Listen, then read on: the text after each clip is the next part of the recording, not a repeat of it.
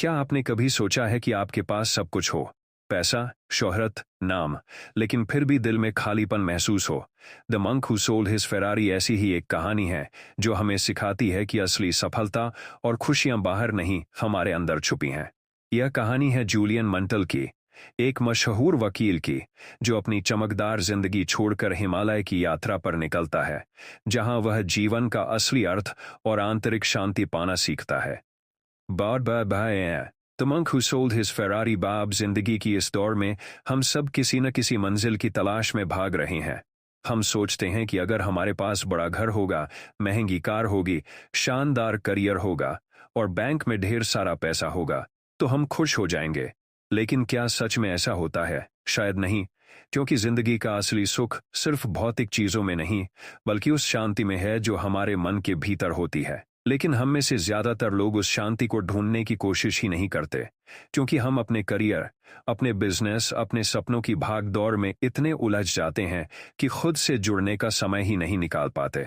बाब रॉबिन शर्मा की किताब the monk who sold his Ferrari हमें यही सिखाती है कि जिंदगी का असली मकसद क्या है और कैसे हम उसे पा सकते हैं।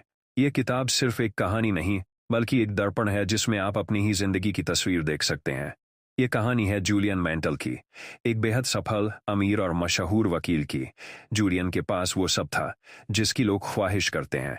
उसका ऑफिस शहर के सबसे बड़े और महंगे इलाके में था। उसके पास कई नौकर थे और सबसे बड़ी शान एक लाल रंग की चमचमाती फेरारी। लेकिन बाहर से जितना वो चमकदार दिखता था, अंदर से उतना ही खाली और थका हुआ था। दिन रात कोर्ट केस, तनाव और जीतने की भूख ने उसकी सेहत छीन ली थी। वो न आराम करता था, न सही से खाना खाता था, न ही खुद के लिए एक पल निकाल पाता था। और फिर एक दिन कोर्टरूम में बहस करते करते सबकी नजरों के सामने वो गिर पड़ा। Heart attack. डॉक्टर ने साफ कह दिया, अगर तुमने अपनी जिंदगी की रफ्तार नहीं बदली तो अगले बार शायद बच नहीं पाओगे। ये सुनना किसी के लिए भी आसान नहीं होता। जूलियन के लिए तो ये जैसे चेतावनी थी कि वो जिस रास्ते पर है वो उसे सीधा अंत की ओर ले जा रहा है। उसने फैसला किया कि अब वो सब बदल देगा, और एक दिन अचानक उसने सब कुछ बेच दिया। अपना बड़ा बंगला, अपना ऑफिस, अपनी फेरारी, सब कुछ। लोग हैरान थे, लेकिन जूलियन को अब किसी को जवाब नहीं देना था। वो निकल पड़ा एक ऐसे सफर पर जहां उसे सिर्फ एक चीज की तलाश थी, खुद को पाने की। बाय उसकी ये यात्रा उसे भारत ले आई, यहाँ हिमालय की बर्फीली चोटियों और शांत घाटियों में। उसने सिवाना नाम के साधुओं के बारे में सुना, ऐसे लोग जिन्होंने भौतिक दुनिया से ऊपर उठकर सच्ची शांति और खुशी पाई थी।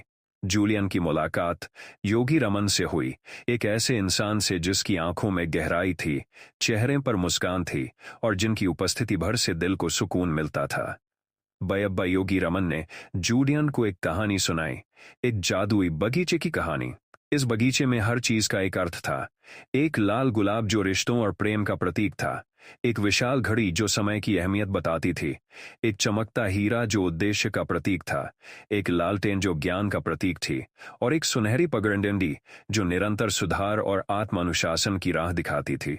इस कहानी के जरिए योगी रमन ने जूलियन को 7 ऐसे सिद्धांत सिखाए जो जिंदगी को अंदर से बदल सकते हैं। पहला सिद्धांत था अपने मन पर महारत हासिल करना। मन एक बगीचे जैसा है, अगर आप इसमें अच्छे विचार बोएंगे तो जीवन में खुशी और सफलता के फूल खिलेंगे, लेकिन अगर इसे अनदेखा करेंगे तो नकारात्मकता की झाड़ियां उगाएंगी। ध्यान, मेडिटेशन और सकारात्मक सोच से आप अपने मन को नियंत्रित कर सकते हैं। दूसरा सिद्धांत था अपने उद्देश्य का पालन करना। बिना उद्देश्य का जीवन बिना दिशा के जहाज की तरह है।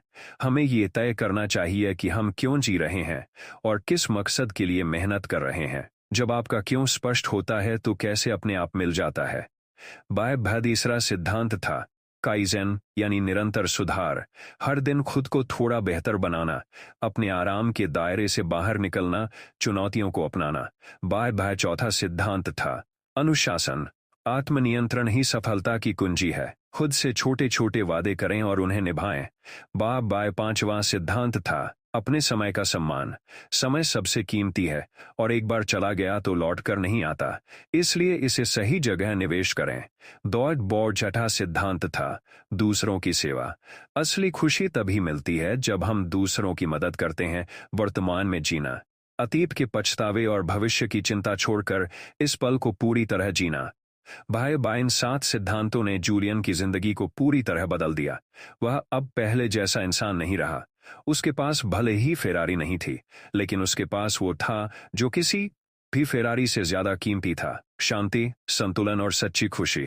बाय भाई, ये किताब हमें सिखाती है कि असली सफलता सिर्फ पैसा या शोहरत नहीं, बल्कि एक ऐसा जीवन है जहां मन शांत हो, उद्देश्य स्पष्ट हो और दिल खुश हो। जिंदगी सिर्फ मंजिल तक पहुंचने का नाम नहीं, बल्कि हर कदम का आनंद लेने का नाम है।